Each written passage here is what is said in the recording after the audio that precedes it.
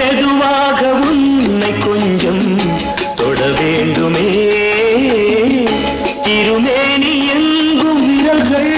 பட வேண்டுமே அதற்காக நேரம் ஒன்று வர வேண்டுமே அடையாள சின்னம் ஒன்று தர வேண்டுமே இரு தோளிலும் மணமாலைகள்